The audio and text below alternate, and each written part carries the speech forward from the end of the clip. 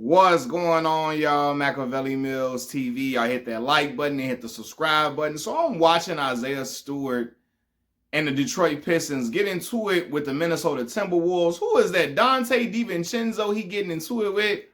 And I told y'all, like, all Isaiah Stewart know how to do is fight. That's all he do is try to fight and rumble on the court. I'm like, he in the wrong sport. He need to be in MMA. Mixed martial arts somewhere. I don't need to put him in the UFC somewhere because he in the wrong sport, right? But as I'm watching this brother get ejected and he pointing to the Detroit on his jersey, Detroit, Detroit, Detroit, telling and popping the jersey, hollering out Detroit.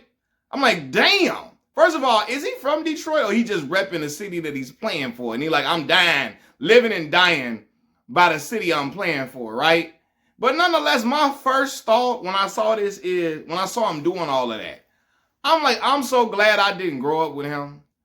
I'm so glad he not my homie. Because we would have been in a world of trouble going to different hoods across Chicago, playing basketball with a dude like that. He would have got all us unalived. He would have got all us offed. He would have got all us toe tagged for real with the way he be carrying it. Seriously. Like when I was a shorty, man, my homie Kiefer Sykes, y'all probably didn't see highlights of Kiefer maybe over the years. Kiefer played with the Indiana Pacers for a year. He was a star player at the University of Wisconsin, Green Bay, where Doug Gottlieb clown ass coaches now. But anyway, right? Kiefer was always nice. That's my dog. When we were shorties, I'm talking about we 8th grade. Kiefer would be at the court cooking dudes that was 3-4 years older than us. No lie. So going to the court with Kiefer, I used to be a little nervous because I'm like, damn. Because Kiefer not finna hold back. He don't care how old. He finna go full throttle. He don't care how mad you get that he's a little shorty. And Kiefer was short at this time. He about 5'4". He was about 5'4", 5'5" at the time.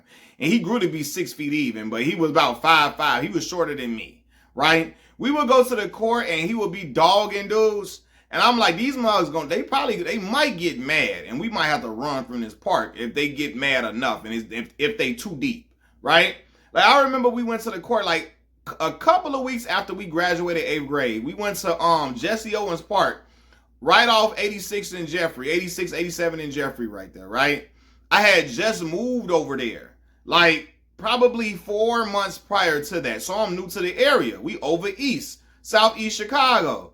And we just graduated 8th grade. We playing some dudes who about to be juniors in high school, right? Now, I wasn't as nice as Kiefer. I wasn't that nowhere near as nice as Kiefer, but I was rough. I was rugged. I could grab rebounds. I could tip the ball back in there. I can go to the cup and make layups easily, right? I had a little handle on me. I could not shoot to save my life.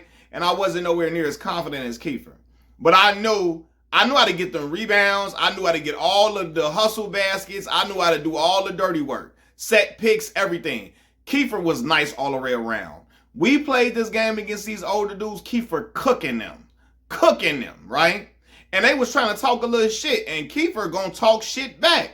You feel me? But nothing happened. But I'm telling you, going to the park, you just never know because dudes will get mad. You know, when young dudes is cooking them we beat them twice, right?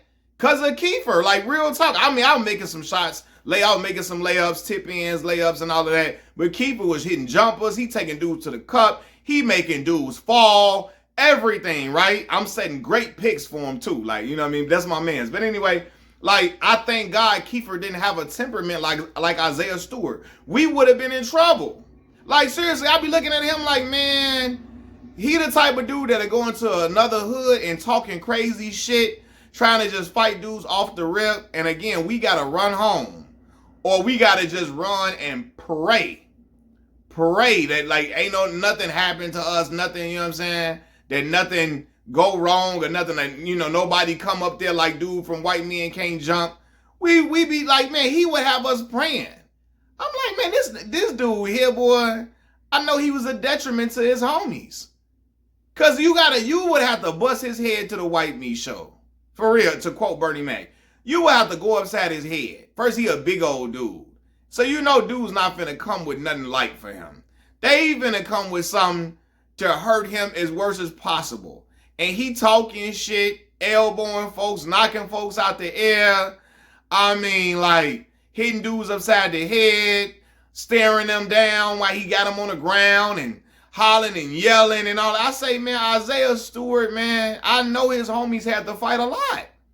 Because he is a lot to be like, I'm like, yo, this dude here, man, like, I'm telling you, it would have, playing with him in Chicago, y'all, I could almost guarantee we would have been getting chased out the park several times. We probably would have got our ass whooped a few times because we would have been outnumbered.